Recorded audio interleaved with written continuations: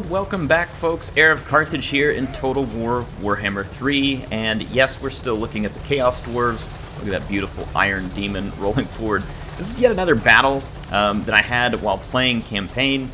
And I wanted to use this battle as an opportunity to follow up. I had a video kind of explode yesterday where it was honestly originally just a battle, but then I realized that it was kind of an interesting look at whether or not the Deathshriek rockets actually performed very well. I've been using the magma cannon extensively in this campaign. It's right here. And the magma cannon is really good. It's been my experience in a couple of multiplayer battles, and it's been my experience in these campaign battles that the magma cannon does a lot of damage. It is a great unit for the Chaos Dwarves right now. It's good against balls of infantry, it's good against monstrous infantry, and it does okay even against cavalry units. It's slow to fire, and it's slow to move, but it is rather powerful. Now, we took a look at the Deathshriek Rocket. Now, one thing that I didn't get into on this other video was the fact that the Deathshriek Rocket has two modes. One of them is the Deathshriek Rocket, you know, where it kind of has that airburst effect. And then it also has another one that's called the Demolition Rocket, which changes the damage of the rocket and focuses it heavily into like an anti-large type of thing. So it left open the question, well, is the rocket actually good whenever you use it against single entities? That's a fair question, and I wanted to make sure and give you all a look at that. And also, I took a separate look off screen, I'm not going to show it here. How does this rocket perform the Deathshriek variety when you're in, say, for instance, a siege battle? And you know how it's kind of annoying sometimes your siege weapons can't do the best damage in a siege because the walls don't really provide the angle you want? Well, this rocket does have a huge angle. In fact, it fires off basically vertical and goes across the map. I'll show you this again. So you can see it goes really high, and it's able to come straight down on top of walls or into a siege opportunity. Now, this time I'm firing the Demolition Rocket.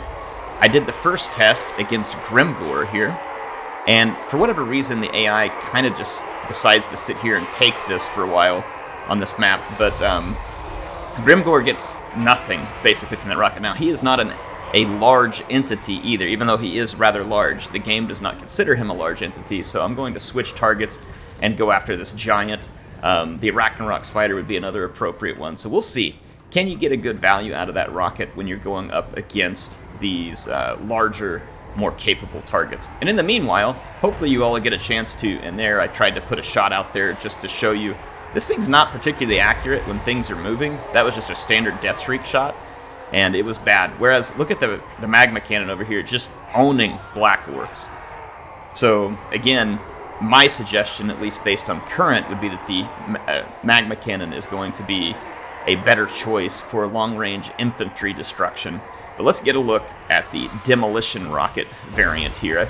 It actually fires, and it's kind of like the Hell Cannon. It has an arc that's actually very reminiscent of a Hell Cannon. And there you can see it come in, and it hits the giant, and it knocks him over, staggers him, and did some pretty solid damage there. Like, that is not bad at all. It's 465 plus some, so it's about 600 hit points worth of damage. So not bad at all. And there's already another rocket on the way here. I did try firing this manually to see if it's something that you could target like the Hell Cannon, and you cannot. And there was another shot there, again, doing pretty good damage. So the Demolition Rocket does seem capable against these large targets, such as the giant, the Ragnarok Spider. And you all might be wondering, well, what kind of results did you have when you used it in Siege against units on the walls? It was okay. It was a lot better than it was on open ground battles like this. It still didn't like blow me away, kind of like the damage you get from the magma cannon. But it was better, is what I'll say. So overall, I find it hard to dish out anywhere near the same level of damage with the rocket as you can the magma cannon. Anyway, just a quick follow-up, and again, you all get to see it here. Now, while we're here, let's watch the battle, because it's going to be a pretty big one. The main focus of my army, I talked about the artillery, but it's really these blunderbuss units. I've been using some of the interesting mechanics that come with the Chaos Dwarves that you all saw earlier in a video from CA. That's going to be the Forge mechanics, and I've gotten these guys really ramped up. And I did see some, like, a comment, maybe more than one, people talking about how powerful these units were and it's insane. Well, it's kind of like the Skaven when they get into their lab, or the Greenskins with their scrap upgrades, stuff like that. Yeah, you can make some kind of bananas units, and I think that that's kind of the intent here in the campaign, is to let you have some fun creating units that are sometimes a little bit crazy. So these blunderbuss units, very short range, they're only going to get a few shots, and you got to make them count. You can single entity blob, but I was afraid to do that here. Look at the damage on the giant, by the way. That's all rocket shots. So I'm going to let my fierce line of Chaos Dwarf warriors here hold, and I'm going to move my blunderbuss behind the line. Grimgor, of course, is going to come streaming in here in a moment. He actually got staggered there by a magma cannon shot that inadvertently hit near him. And I've got some, check this out, this Infernal Guard holding this small pass over on the side. So it's going to be fun here to kind of see exactly how this plays out. You can see the Greenskins getting into some huge blobs, which this is what I want. I pulled the Iron Demon in over here, and my Bull Centaur renders to help slow things down on this front. And then my Magma Cannon is probably got a bad movement order at the moment or something, because it shouldn't be moving up there. Once the giant gets close, obviously the blunderbuss units are going to still be able to mow down single entity monsters like that, and that's definitely the intent. Look at this bombardment I called in here. One of the army abilities that you can get as the Chaos Dwarves, just devastating to an infantry blob. So absolutely annihilating. I believe that actually may have been a bound ability that I got on my Lord from something. It's either that or one of the army abilities. I forget the exact names here. Anyway, that leads to a pretty massive problem here for the Greenskins as they start to see their leadership waver. However, Greenskins don't give up that quick or that easily, especially not with Grimgor still quite healthy on the battlefield. Look at that, killed the Arachnarok Spider on the way out. It was routing, but we made sure to finish it. So now our line has a pretty good chance of holding. The biggest trouble spot I have over here is where these Blackworks and everything is piling in on my Infernal Guard. They're poisoned. So we're going to be into some trouble over here. Those squigs are doing the poisoning. I got my Great Taurus over there helping, but we're going to need something more. And Grimgor just starts to really lay the lumber down here on Astrogoth. Grimgor is really a unit in melee, and he needs to be killed by missiles.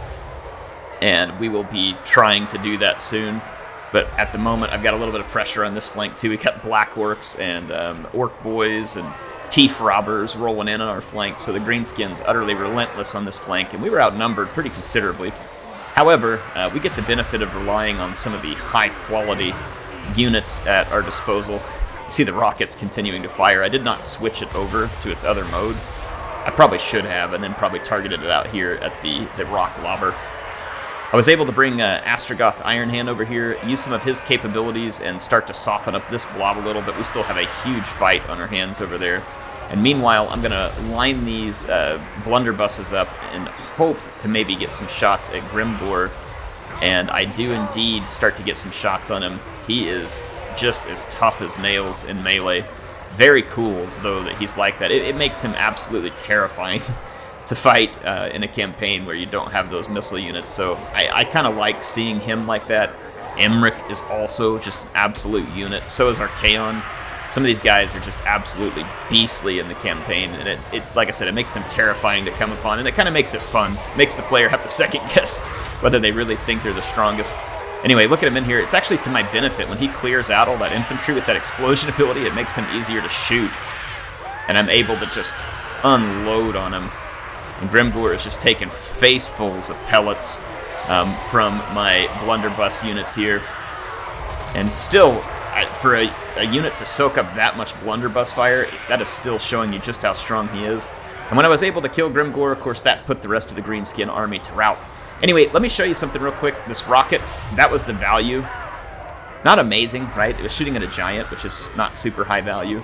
And you saw the value on that.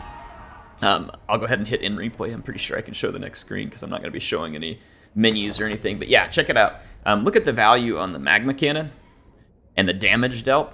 Now, obviously, I didn't do perfectly with the rocket, right? I should have done, better targeting of it late in the game. But overall, I do think that the magma cannon is just the way to go from range for the Chaos Dwarves for hitting infantry blobs. And then, so for the people who are wondering, is the Deathshriek Rocket worth it if you're targeting single entities? Just depends, right? And is it decent as a secondary role of killing infantry? Yes, it's decent. So it's up to you. I personally, like, it's not something that I'm blown away with in this. Maybe there's some forge stuff or something I can do to it later that will make it what I want it to be. But in any case, there you go. Hopefully this was helpful as a follow-up to yesterday's video. HeirofCarthage signing out for now. I'll see you all soon.